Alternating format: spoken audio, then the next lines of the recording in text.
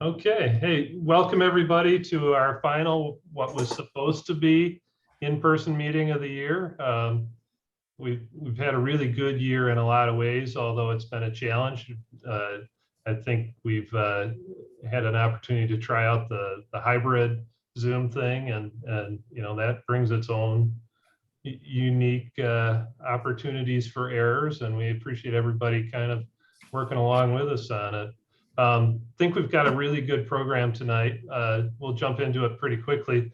Before I do, I do want to say a thank you to Gassers. They had a plumbing issue, and Crystal talked to them, and they were devastated that they couldn't hold the meeting for us this time, but we'll be back there. They've done a really nice job for us, and they've been a really good organization to hold meetings with. So fingers crossed that it is a cheap fix for them, and hope they're back at it pretty shortly.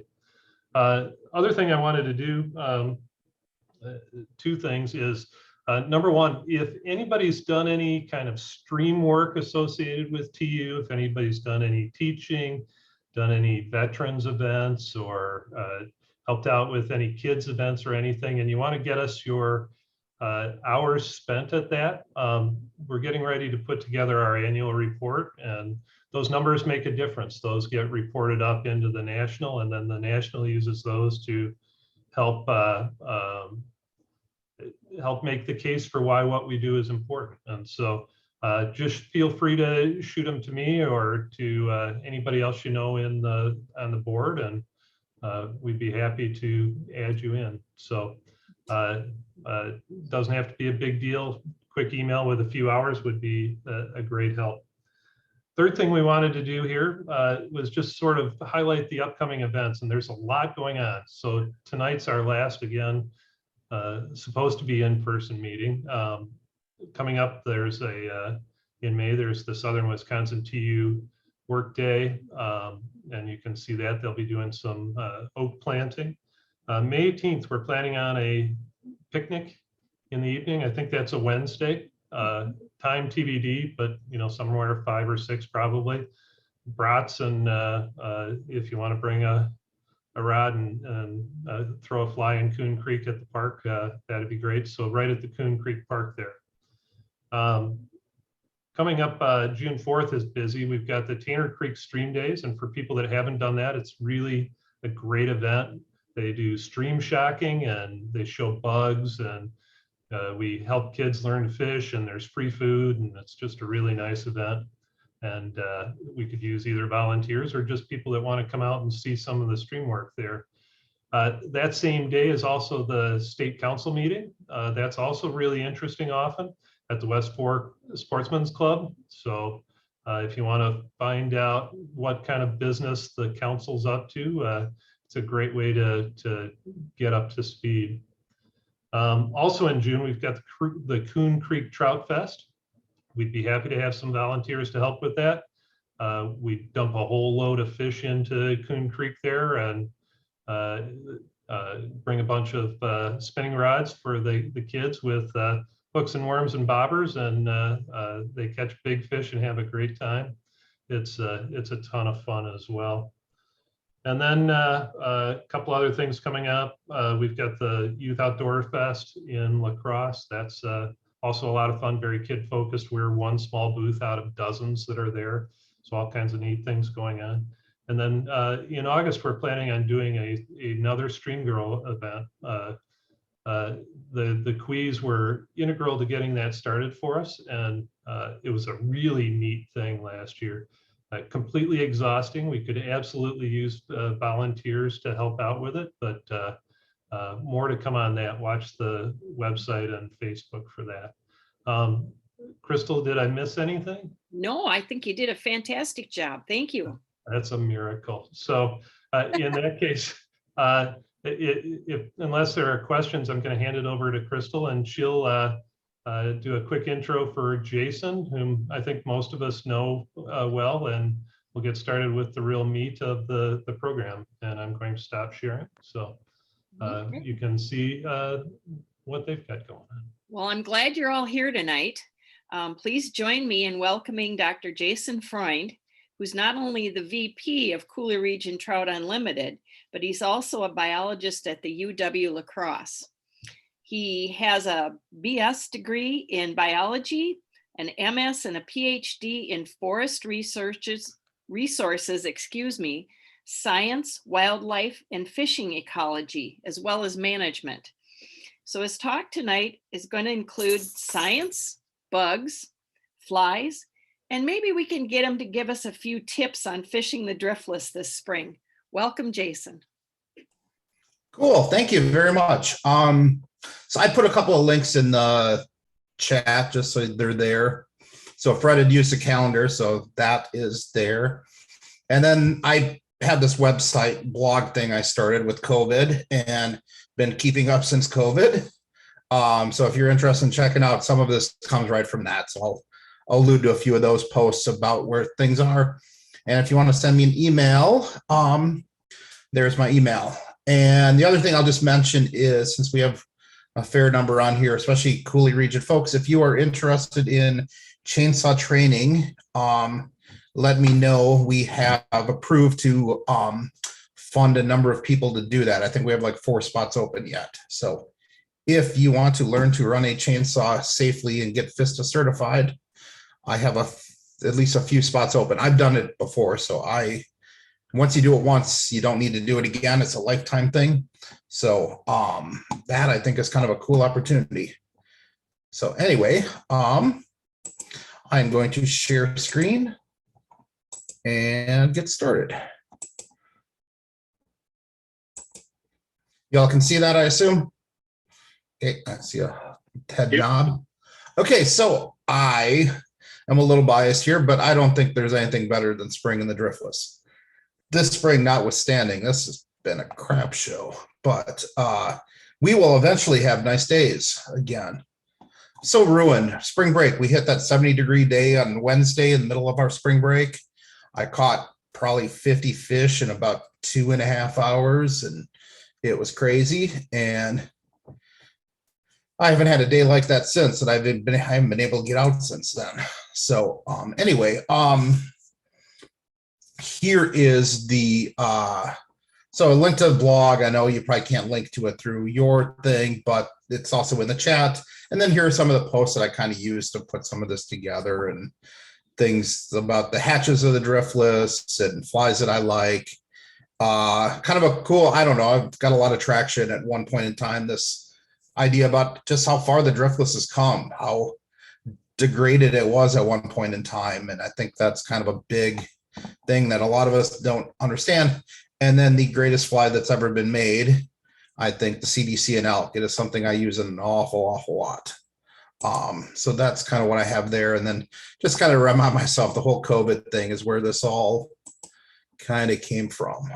This whole blog thing, just a way to waste some time during COVID. So what I'm going to do is I'll talk a little bit about a bit of ecology, just a bit of background stuff. And I don't know, I feel like I need to share a little ecology stuff since that's what I do. Talk a little bit about April. So this is the American Granum. This is probably, I think, the best hatch that we have in the Driftless.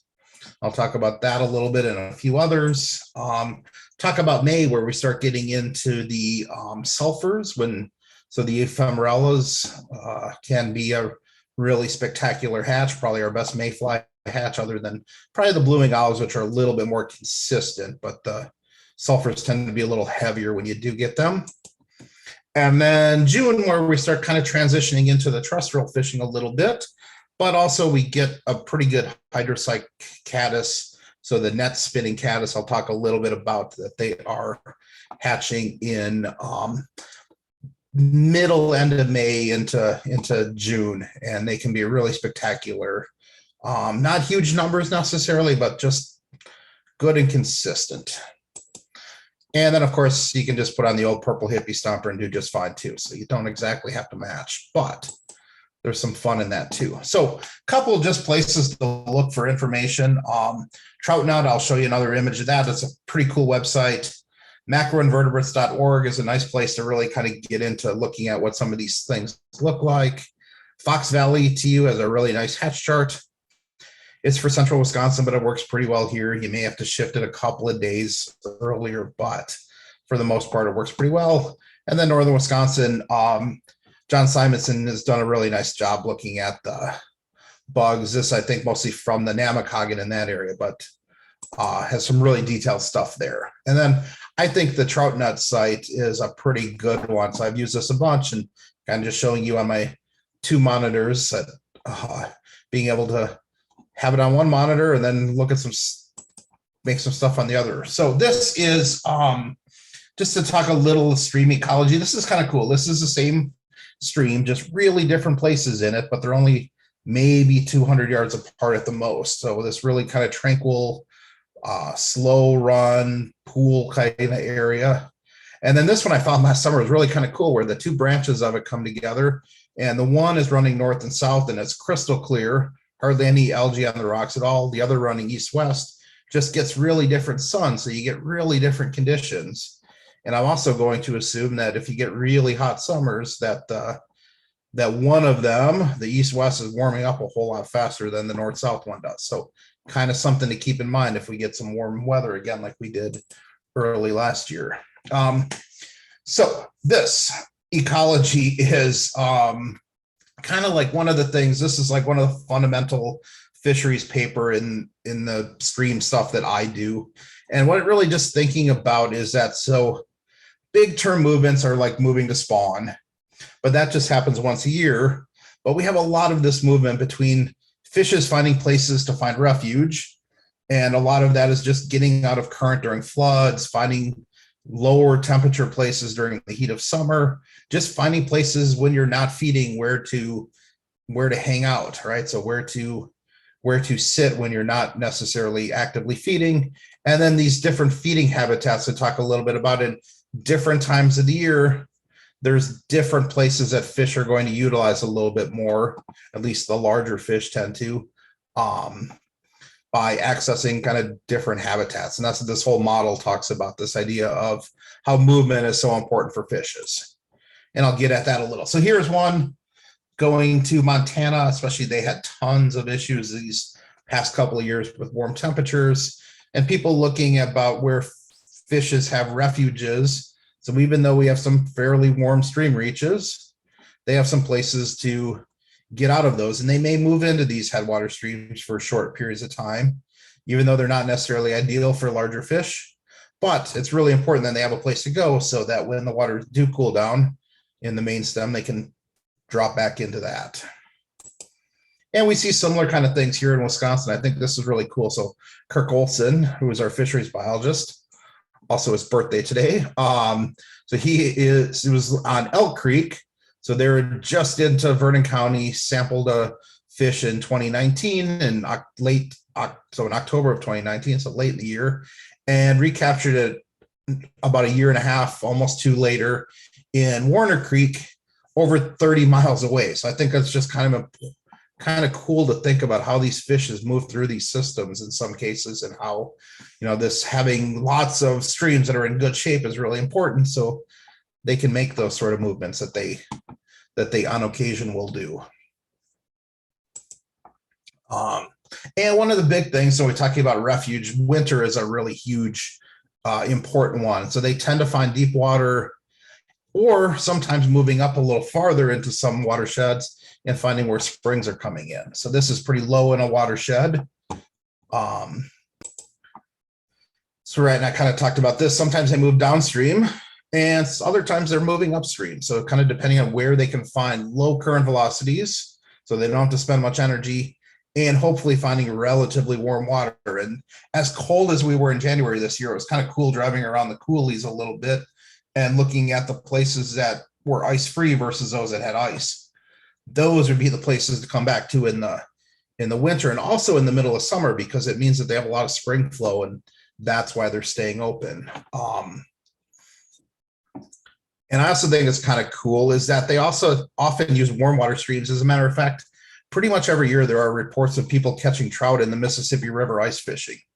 So they will move quite a bit into different places. And they also find places when they're not feeding. So this is one of my favorite streams. And just this little channel through here If there's actively feeding fish, this is where they'll be.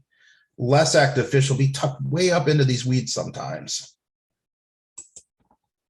So bottoms of deep pools are always good for fishes that are trying to get out of the current. Rocks, weeds, wood. Wood is always kind of a really good place. This, you can also see a nice little bed of watercress. So there's certainly a nice little bit of cool water coming in, kind of gives it away. And then these lunker structures and some of the older places where we had put those in years ago, that the downstream ends of those can be a pretty good place for them to hang out and chill. And again, they may not be actively feeding, but they will still feed if you put the right fly in front of them. We talk about foraging habitats in that diagram. So here's a really good example of kind of classic places to look. We have this faster water coming in, and then this overhanging vegetation, and kind of prime spot right along that left side. And also this current seam, you see this, they're going to sit typically in that little bit slower water and intercept the food that's moving down the faster water. So those are always places I'm kind of looking for those seams between fast and slow, deep and shallow.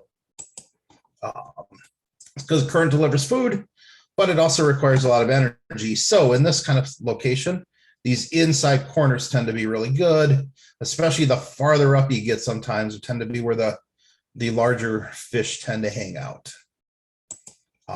So the slack water areas next to fast, deep riffles and runs, you'd be surprised that a rock like maybe the size of a basketball or less provides one heck of a nice little cushion behind it, also oftentimes in front of it. And they will sit in those places that look like the water is moving really fast. But if you actually measure the current velocity, it really slows down in some of those places, and they're well worth hitting. And kind of the best is always where these pools, where the riffles enter them. So if you find really slow water, so that's more of a run, but more of if you find a pool where then it just gets really slack, those tend to be the kind of the best. This one hasn't happened so much this year because we haven't had much sun, but this is always kind of one of the toughest places to fish. But a lot of times you'll see some pretty decent fish, especially when we get a nice sunny day when it's been kind of cool, as they'll warm up in that bottom, because then they can digest a little bit faster and they can grow faster. If you're a trout, you're putting on an awful lot of weight in April, May, and June. Typically, those are kind of the best months where there's food and good temperatures both. And then I think the other really kind of cool, important hatch that's going to happen here really soon, is probably starting to happen a little bit, is that the trout are starting to come out of the reds. So this is a little brown trout, and certainly a lot of little brown trout are eaten by bigger brown trout. So always one to keep in mind. Mid-April to me is usually when the fish start looking up a little bit more. I know some people have been catching them on dry flies already. Some of the blue wing olives have been going, but to me, the granum, we'll talk about a little bit, is kind of really the most significant hatch that we have, and it just kind of gets them going and they start looking up. So April, I talk about granums, the Hendrickson, so a mayfly we'll talk a little bit about. Don't see as many of those around here anymore. The blue wing olives, days like today are great examples of blue wing olive days. Look for that kind of cloud cover, and they tend to do really well in that. And we'll have blue wing olives hatches from March, April, May, little bit in June. They kind of don't happen so much in the end of June, July, and August. And then September, October, they become really important again, even the end of August sometimes.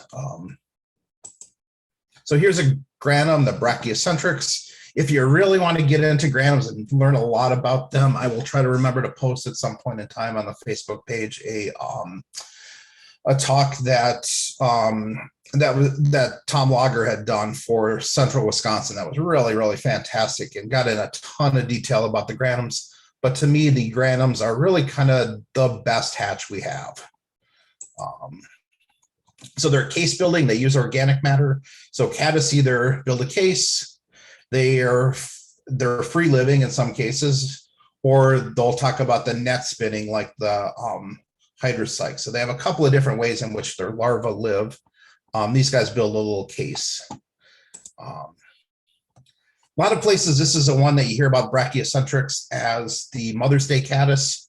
Here we tend to get them, I would say, usually within a couple of days April 15th, a couple of days either side of it, depending on the weather. This year, I've not really heard reports of them yet, so I'm guessing they're late, like everything seems to be this year. So catching these things will drift on the water for a good long time, makes them pretty vulnerable. So, so you have a decent bit of exposure to the fish because they don't get up and take off right away. That's kind of what makes the blue wing olives often a really good hatch too. The females, this is kind of cool. So they're going to dive underwater to lay their eggs. For me, I'm usually fishing brachiocentrics, the hatch from 10, 11, probably 11 is a better normal time to about 2. And then it kind of dies out a little bit, but then later in the evening, you'll get some of the females coming back to lay eggs. So a wet fly, a winged wet, a soft tackle, something like that work really well for those. For the adults, number 16, 18 is typically, I'm fishing probably 18 more than anything. I just use a CDC and elk. I don't even make it black. I've been putting a little green butt on them, a little bit of floss stuff to do that. But I don't even think that's really terribly necessary. Fish get pretty dumb when they start hatching. Kind of what used to be a really great hatch, and we've kind of lost out for probably a number of reasons. Mostly they're really sensitive, are the dark and light Hendricksons. So this is an ephemerella. We'll talk about another one of these here in a bit. These are kind of late April. This always used to be kind of the hatch that we had between the seasons back when they had that week of closure before they opened up the frying pan season, as some people call it. Really intolerant to pollution. They're declining in the Driftless. I've not experienced a hatch in some time. So if you find one, let me know. They're pretty sensitive to organic pollution in particular. And I think we're just seeing some changes that are happening with our bugs. And these are kind of one of the casualties of that, it seems. And then blue wing olives are the other kind of mayfly that we're getting a bunch of right now. This is they're a hardy little mayfly. So these tons of different species that we call blue wing olives is kind of a generic term for not just even beta species, but even a couple others. But I'm fishing more than anything a number 18. It's kind of like as a pretty reasonable size. They're not even necessarily all that olive. Overcast skies. So these guys, a little bit of drizzle, overcast skies. Basically, the times that you don't find them are big, bright blue skies. And then I think we probably overlook more than we should is that there's this huge hatch of trout fry. We have a ton of trout in our stream, so we have a ton of these things coming out of their reds. They're probably starting here really soon if they're not already some of them out. It'll last until about mid-May or so around here typically. From there, they're going to start out as maybe 3/4 of an inch or something like that, but they're going to fairly quickly. They can put on a lot of growth in a short period of time. In just a month or two, they'll be 3 to 4 inches already. So look for them around the margins of streams. They can't handle the current so terribly well, so I tend to find them sort of in the margins of streams. And sometimes if you have really shallow water next to deeper water, you can kind of cast them in the shallow water, drag it into the deeper water, and that's where you often tend to get hit. So this is the Milwaukee leech or semi-seal leech tied in more of an olive. They sell those at the Driftless and they look a lot like a little brown trout. I'm sure that's what they often get taken for. And I tend to switch from the black that I fish a bunch to this one kind of that time of the year. And then just playing around because they're kind of fun to tie. So this is a European pattern, the magic minnow, but all kinds of tons and tons of different ways you can try to imitate little brown trout, from little ones that are an inch or less to those that are a little bit bigger. These are probably 3-inch flies.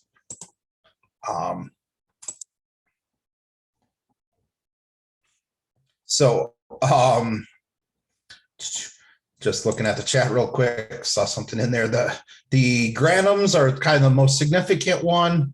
So I put them as 14, 16 here. I would even go to 18, probably more than anything.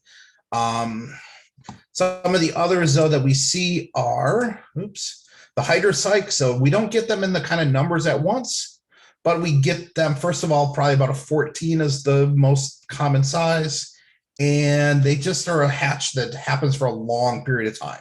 Pretty much every single evening from middle of May through, or middle to end of May through middle to June, we get these hydrocycles, these spotted sedges, really, really abundant. The little black caddis, the chamara, can be really kind of cool. They're a really kind of a dainty, really thin little little caddis fly. Look for them underside of vegetation. They can be like, you'll just see this grass and has all these little black dots on it. They tend to probably run an 18, even a 20 most often.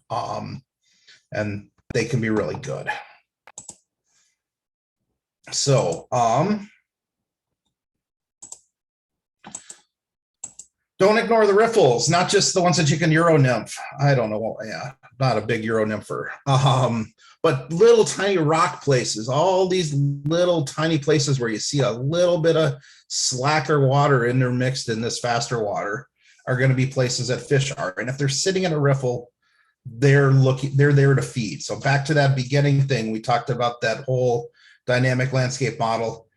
Tons and tons of productivity of bugs. Most of it happens in the riffles. So when fish are there, they're there to feed. It takes effort to get there, so they're going to feed, and then they're going to drop back to somewhere safer.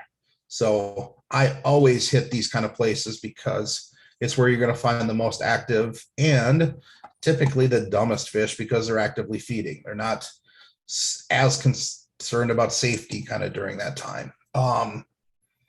Moving into May. So what I think of as May, the big things we have are the crane flies. So this is a coolie crane fly, and we get the sulfurs. We get a bunch of caddis too, but our hatch diversity tends to be kind of the best in May. This coolie crane fly. So this is a pattern from Driftless Angler. You can tie all kinds of different things, but it's that kind of gangly looking legs. So in, other places they talk about, like in the UK, it's a daddy long legs fly that imitates them. We get the sulfur, the Ephemerella dorothea, and maybe other species. The ephemerellas are kind of a mess taxonomically. And we get the hydrocycles. So those net spinning caddis, those kind of grayish caddis, are really a great one. So there is, I was hoping Duke would be here. There's him catching a fish. May is probably my favorite month. If I had to pick, like in the Driftless, a time to fish, and I got a month, it would be May 10 to June 10 would probably be kind of the time that I would try to get out as much as I can. So crane flies, this is what we tend to think of as a crane fly, is the larvae, that big, huge, you've maybe seen those before. They'll be an inch, almost 2 inches, 1.75 inches. Those aren't the ones that we're imitating. We're imitating much, much smaller. This is a Tapula is the genus. These are the ones that you find around your house and somebody's like, oh, look at that huge mosquito, or mosquito on steroids. It's not a mosquito, it's a crane fly. And they're kind of closely related, but not at all, not the same. What's awesome about crane flies is they hatch really nice times of the day. Middle of the day, mid-afternoon. It's mostly the egg-laying adults that we're imitating, so they will come back and lay their eggs. They tend to kind of crawl out, so we don't experience that kind of hatch so much. But we get a whole bunch of egg layers. And I wrote a post on this if you're really interested in learning way more than you want to know about crane flies, because I did. Most of them that we're imitating are this Antocha, a bunch of different species. The Jeff Dimmick at the UW Stevens Point, their entomology lab, figures we have about 20 different genera. So that's a lot of different genera, and probably even more species than that we're seeing as crane flies in streams. And then here's just kind of an oversized soft hackle that is just an orange. Oranges and yellows are usually what most of these crane flies are. 14s, 16s, 18s, somewhere in there. 16 if I had one size to go with. This is a cool little fly, the brush hog. It is a simple little thing. This is kind of a version I tied with scraps. but it's a nymph hook, a bead, get it down. Black thread. The tail, I don't put them on because the larvae don't have them on. So if I'm trying to imitate them more, if I'm trying to imitate cranefly more specifically, I don't bother. And then a little hare's ear and mix in a little purple. I don't know why, but you can't kind of pick it out in this one so much, but there's a little purple in there and that really seems to work. And then purple and black ice stub, and this is more black than purple, but there's something about that color on these that just really works. And here's a more recent version of what they sell at the fly shop, which is pretty similar. A little purple in it. Here it's got the tails, and it looks like it's got a little CDC as kind of the collar, but a little light then dark, and a little bit of purple. And for whatever reason, that tends to do it. The sulfurs, so probably mostly Dorothea is what we have. These can be a really, really good hatch. I don't think I've seen them in the numbers we used to. This used to be our best hatch, I think. They've since declined in my experience, at least a little bit. Tends to be an evening hatch, right? So one of the common names for Dorotheas are pale evening duns. So they, a lot of times I'm fishing these from, so when we had those longest days of the year, or near the longest days of the year, seeing light till 8:45 or so, I'm fishing from 7 till 9, or something like that. And typically what I fish more than anything for those are sparkle duns, as kind of a mix between an emerger and a dun. Kind of the nymphal shuck sticking on the dun is what I find best, but pheasant tails are great for those, soft hackles. There's a ton of different emerger patterns out there. I just have a thing for the sparkle dun. It's a great, simple little fly. Hydrocyte caddis, this is kind of the next big hatch. So kind of the 20th of June or so is when they typically will, or 20th of May, sorry, and then into June is typically when they start. We don't get huge numbers at once, but pretty much every single night as it's starting to get dark, you'll see some of these guys. You'll see some during the day too, but especially in the evening, you'll start seeing some caddis flies, usually around a 14, maybe a 16. I just fish a CDC and elk, and I have caught more fish on a CDC and elk than any other fly, and it's not even close. And these, and also the granums, I probably should have mentioned it. Both of those, I am constantly just twitching the rod tip and making my fly move in an inch here and there. So not big, huge moves because they're little insects or relatively little insects, but these little jumps really seem to do it. And the hits are awesome. There we go, move your fly. And then we get the little black caddis, the chamara, so you can kind of see those guys on the streamside vegetation. Look, so look for those usually kind of May-ish. And this is what's really kind of cool about them is they have this larva that's just this really cool looking yellow larva. So, that can be kind of May, a little yellowish perdigon or something like that can probably work really well. Just something simple, right? And these guys are going to hatch in pretty fast water. So a lot of the other things we find more kind of in little bit deeper runs and things like that. Some of them are more associated with vegetation, like the sulfurs. These guys you're going to find in really fast water. And then here's a last summer photo. This is a cool little stream we did some work on, by the way, that just look at that watercress. And the whole walk there was just a ton of it. So I keep those things in mind when I'm looking for somewhere to go in the middle of summer, thinking about where I found a ton of watercress because I know I'm going to find nice cold water. And Brad or I can tell you where that are, but you may have to buy us some beer or something. So sulfurs and crane flies are still kind of going into June. Hydrocytes are going a little stronger. Terrestrials get to be a little bit more important. And each year is different. So this was last summer.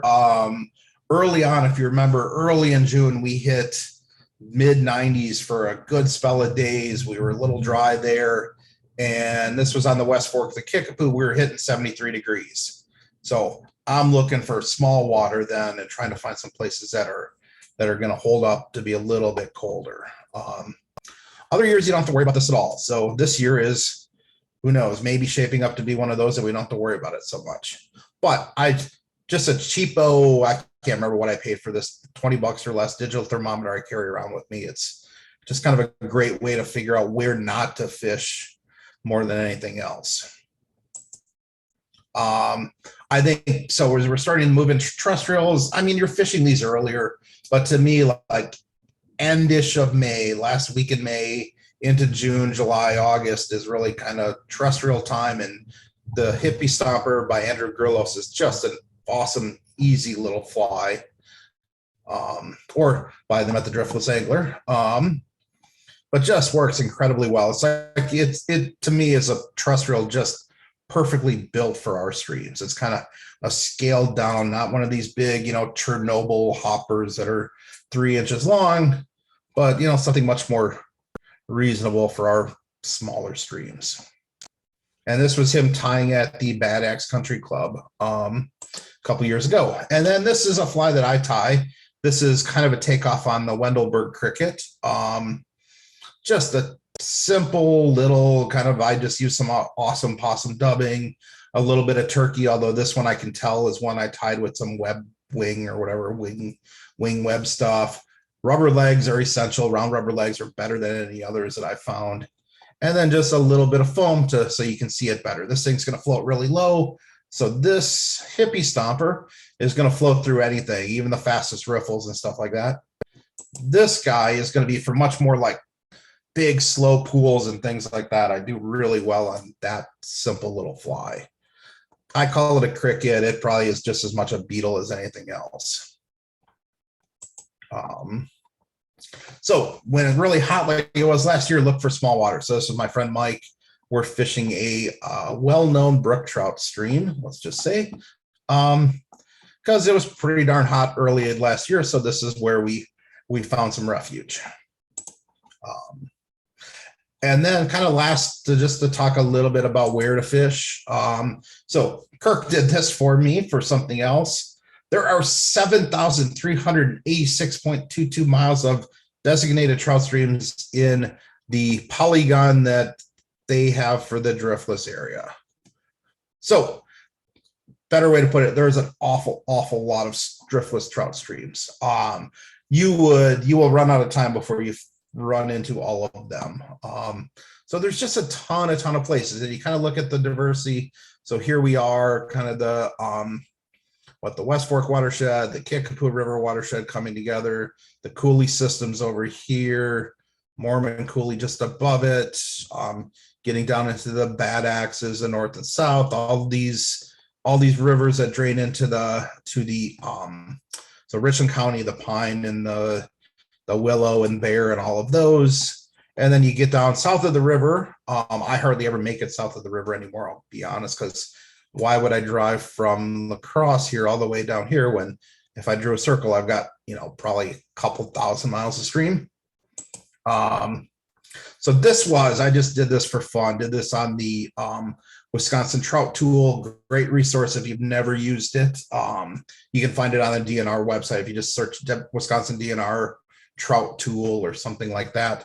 But I started in Viroqua and I drew a line that was 30 miles and then figured out that, in that area, just look at how many streams. If you're willing to drive 30, what I call crow miles, so 30 miles as a crow flies from Viroqua, it gets you to Iowa, it gets you to Minnesota, and it covers an awful lot of the best streams in Wisconsin. So those are some of my favorite streams, just to kind of share those with you. And I think always kind of cool just to think about the flood effects. And it's kind of cool that I like going to some of these streams that I knew really well, and now they're incredibly different. So this is now, or was, I don't know what it even looks like now, but this was a junction of Timber Coulee and Ruland's Coulee coming together. And this was after, I think 2018 flood, if I remember correctly. So it's healed up from then. And then I think too, we are doing a bunch of work and are helping the DNR do a bunch of work. So they're spending a good bit of trout stream trout stamp dollars. That's what I meant. On restoration work. So this is Rulin's. Oops. This is Rulin's Coulee that we just donated about $5,000+ some rock into, plus all the money that the Wisconsin DNR is putting into to deal with some of the erosion issues and some of these high banks and stuff like that.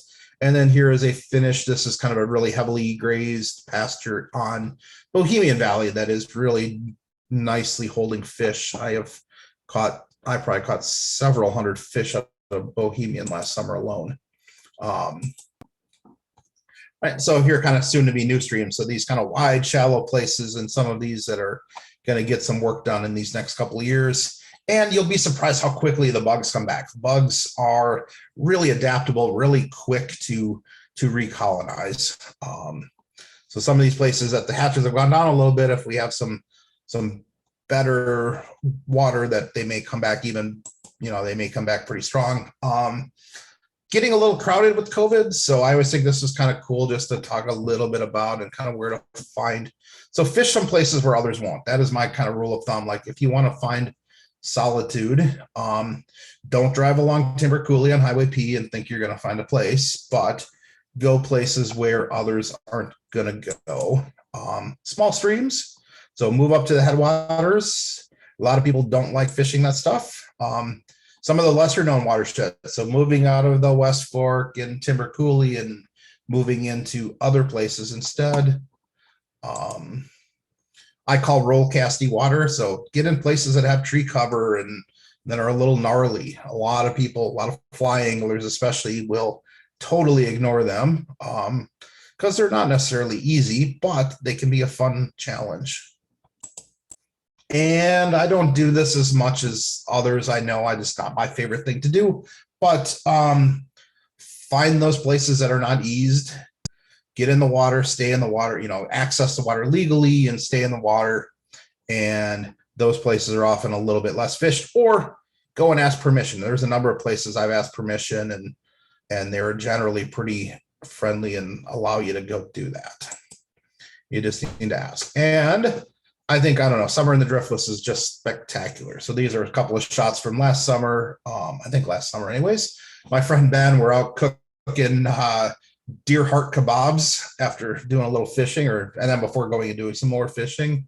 And my friend Chris, this was a great action shot that he just had a really nice fish on, and the fish got off in it. So you're sort of seeing the spring back of his bamboo rod after the fish got off. So thanks for listening. That was kind of my spiel for April, May, and June. Kind of went through that all, fairly quickly, but I hopefully, a little something new, I hope. And I am going to stop share. So thank you, Jason. Do we have any questions or any comments or anything we want to share? I have a question. This is Crystal. Yep. You mentioned that there's been a decline in some of the species. Is that related to the neonicotinoids? I can never say it. Or don't we know yet? Neonicotinoids, probably. Although I don't know that we can say that with any certainty. I think it's, like so many environmental issues, it's that. It is the water temperature, maybe. It is the, it's, I think we have more organic pollution again than we had. I think we had a little spell where, so Wisconsin is one of the states that we have lost over 60% of our CRP land, Conservation Reserve Program land, because as commodity prices went up, people have paid more, it pays to farm anywhere you can again, where before people were putting that into CRP because they were getting paid for it. And so I think we're seeing some water quality declines and stuff because of some of the agriculture and things as well. And it's neonics, it's climate change, it's, they all kind of act together, I think. Thank you. Somewhere I know. Yep, go for it, Rick. Yeah, I would say maybe like 10 to 15 years ago, I was seeing a lot more of the Hendrickson hatches in Minnesota streams and Wisconsin streams. Yeah. I don't know if that's the case because I haven't been fishing them as much the past few years in April. But they were also streams where there hadn't been many improvements on. And I wonder if there's something about the disruption to, yeah. yeah, it's possible. Although I used to hit them on some streams that had improvements on them, and they've just kind of, I've not really hit a Hendrickson hatch in, God, 15 years, I bet. Also, I was going to ask about your CDC and elk. Do you tie that with elk or deer hair? Deer hair. So there is I could probably find it real quick, but I did a post on it on the blog thing that so first of all, it's Han Weilandsman fly. I just use it all the time, but so he should get credit for that. A friend of mine from the Netherlands who came here, God, this was 1995. 97, sorry, 97 he came, and that was like, yeah, the week before I went away to grad school, and I was gone for the next 9 years.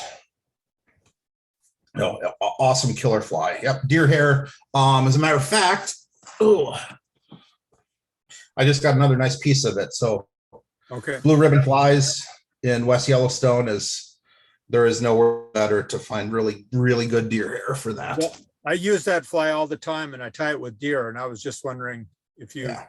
That's what the original is, deer hair as well, Hans's version. He just kind of the ode to the elk hair caddis. So right. that's why it got that name.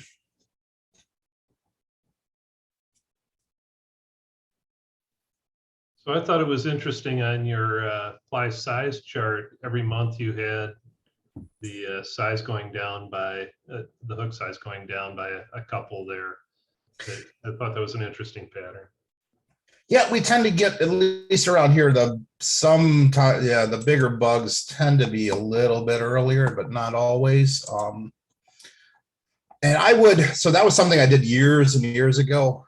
If I had that to do over again, I think I would have downsized most of those.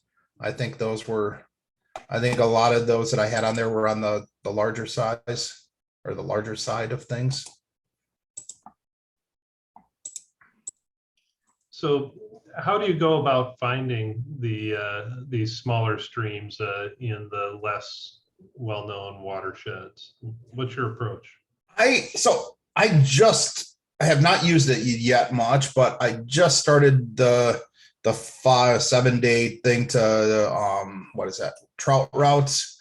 But honestly, what I use most of the time is the regs book and the Wisconsin trout tool that somebody linked earlier, and just, give it a try. If it doesn't work, it doesn't work. But I think we are sometimes afraid to fail, and sometimes we learn a whole lot by going somewhere that we don't know, and maybe hit a home run, maybe you strike out, but at least you took a swing at it. How deep are some of those smaller streams, like that would have fish in it? Good question. So a lot of them you will still hit holes that are, mid, like around here. I think if you find anything that's like mid thigh, that's deep, and that's pretty deep in one of our streams. And if you're getting even like fully knee high is totally deep enough to hold trout. If it just has a few places like that, I mean, that's deep enough for them to get away from predators pretty well and stuff. So okay, thanks. Yep. I might mention that sometimes they say what it is the great blue heron is the worst predator of them, and they can fish about 3 foot deep. So ideally the water is around 3 foot or deeper for a refuge, but they can be shallower. But getting back to what she's asking, you'll often find these trout in 5-6 inch deep whole little pockets in a riffle or something too. So you literally can fish right up in the riffles. I know one place I'm thinking of is about 10 inches wide and about 2 feet long, and about 6-7 inches of water in it. And almost every time I go there, I take a trout out of it, and a good sized trout. And I mean, literally the the entire hole from like what you'd call the head of the pool is about 3 foot. And so there's almost no water in those fish you're laying in there. That surprises me. You know, I guess I haven't tried fishing those really small. I've seen them, those really small ones, and I always wonder about them. But I'll have to try that this year. You know, flick a dry fly into them, and you'd be Yeah. surprised. Sometimes, and sometimes it's right up into the riffles too. What you think is, oh, I'm out of the riffles, I should be fishing down the hole. They're clear up in the riffles sometimes. You know, I think a lot of people walk by riffles and many times of the year it's a mistake. In the winter, they're not there, or at least typically not there. But by this time of the year, if they're eating, they're often in the riffles or as close to them as they can get. I might mention too, just as you come above the riffles and go out into the next hole, like Jason was saying, well, sometimes those fish are in just a few inches of water backed up right into the riffles in the tail of the pool. And you have to be careful. You walk right by it and there's a whole ton of fish there. Yeah, if you look at the trout densities in our stream, most of them are sky high. You were spooking a lot of fish anywhere you go. I try to minimize it as much as you can, but it's kind of unavoidable around here.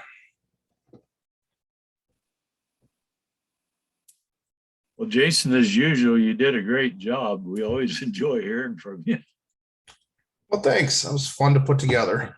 Yeah, I agree. Thank you, Jason. I was going to say, I was laughing about the riffles thing because I can't tell you how many fish I've caught on my back cast where I'm just lifting to do the back cast out of those riffles. And so I do a lot of short casts and, you know, a lot of weak retrieves and it makes me think I'm actually a fisher person. So it makes me feel good about myself.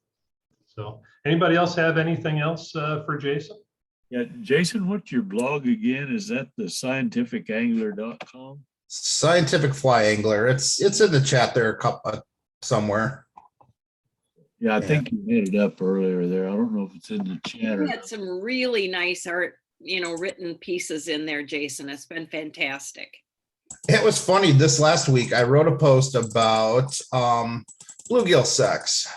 Mm-hmm. And it's just really kind of cool and interesting. And somebody must have put that on Facebook and it picked up. And it was, I had 1,000+ reads in the last 2 days on one post, which was kind of funny.